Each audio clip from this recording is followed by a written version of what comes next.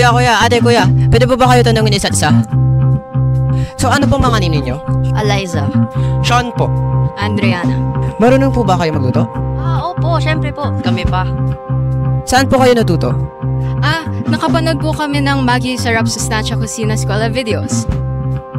So ano po kaya yung mga biggest key takeaways nyo from the videos? Mula sa Maggie Magic Sarap, natutunan po naming maging responsable sa bawat sangkap mula sa paghahanda hanggang sa pagluluto. Naunawaan na rin namin ang pagsunod sa pinggang Pinoy ng DOST FNRI para sa tamang portion ng Go, Grow at Glow Foods. Para sa pagkakaroon ng masiglang katawan, isabuhay ang 7 healthy habits na nailapat namin ang pagpili ng balanse, sariwa at may sapat na sustansyang mga sangkap para sa ating mga katawan. At syempre, siguraduhin gumamit ng all-in-one Maggi seasoning para sa bawat luto ay mas malasa, mas busog at mas alaga sa kalusugan. Grabe, halatang napaka-informative naman ng mga Maggi videos. Ngayon, napaisip ako, ano kaya yung pinakatumatak na putahe sa inyo?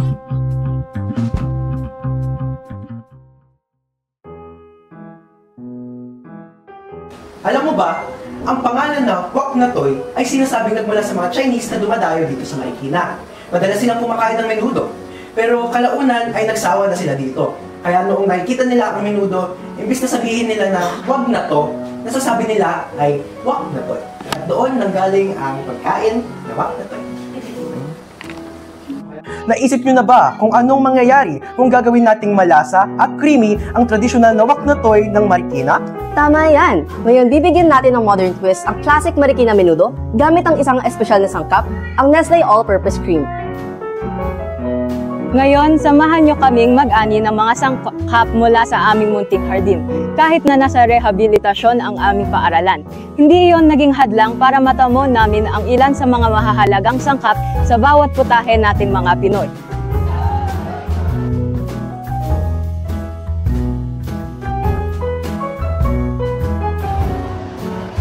Unahin natin ang sibuyas na siyang nagbibigay lasa at nagko-complement sa lahat ng sangkap.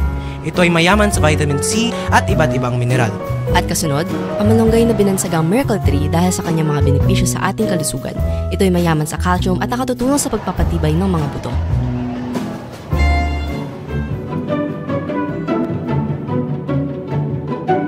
Bago tayo magsimula sa pagluluto, siguraduhin maghugas muna ng kamay at panatilihing malinis ang paligid para masigurado na ligtas at malinis ang pagkain.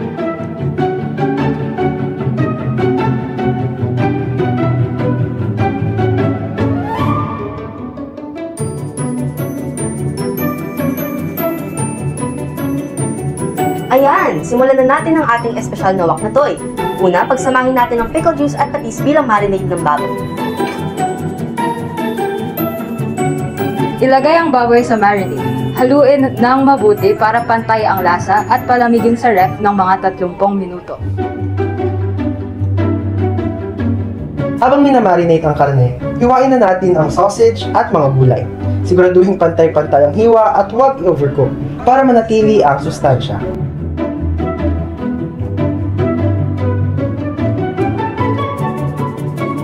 Kapag tapos na ang marination, salain ang baboy gamit ang salaan at itabi ang marinade dahil gagamitin pa natin ito mamaya. Sa isang malapad na kawali, lutuin mo na ang sausage sa kaunting mantika. Ganoon din ang gagawin sa carrots, bell pepper at green peas.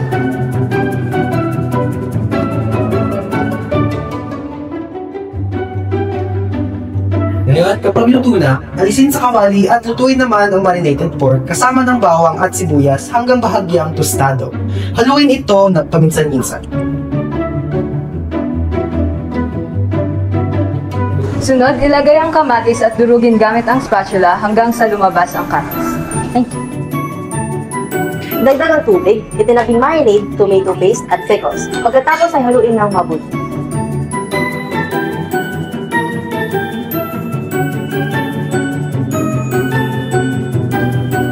Pakuluin ng 20 hanggang 30 minuto hanggang lumambot ang baboy.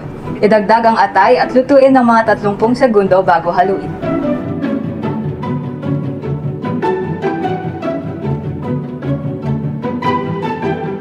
Tandaan, ilagay lang ang atay at gulay sa huling 5 hanggang 7 minuto ng pagluluto para hindi masobrahan at tumigas.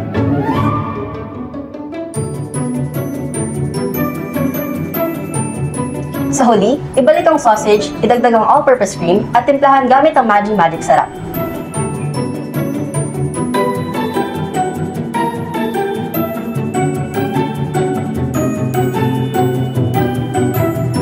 At ayan na, ang ating creamy wok na toy, puno ng lasa at pagmamahal.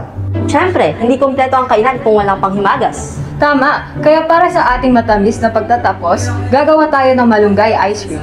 Una, palamigin muna ang Nestle All-Purpose Cream at kondensada.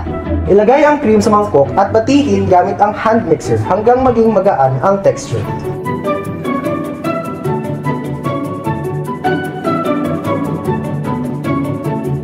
Idagdag ang kondensada at batihin muli hanggang maghalo ng maayos.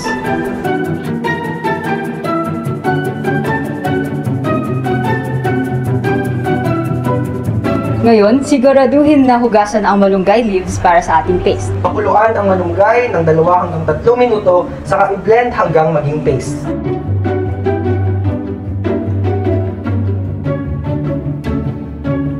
Idagdag ang malunggay paste sa cream mixture at haluin hanggang pantay ang kulay at timpla. Ilagay sa lalagyanan at i-freeze ng 4 hanggang 6 na oras hanggang sa maging ice cream. Ayan! Sa ilang simpleng hakbang, may creamy at masustansyang malunggay ice cream na tayong pampatanggal init. At iyan na nga, ang ating creamy wok na toy at matamis na malunggay ice cream, ang perpektong kombinasyon ng malasa at masustansyang pagkain. Salamat sa panonood! Huwag kalimutan i-like, i-share at mag-subscribe para sa mas marami pang masarap at masustansyang recipes. Hanggang sa muli!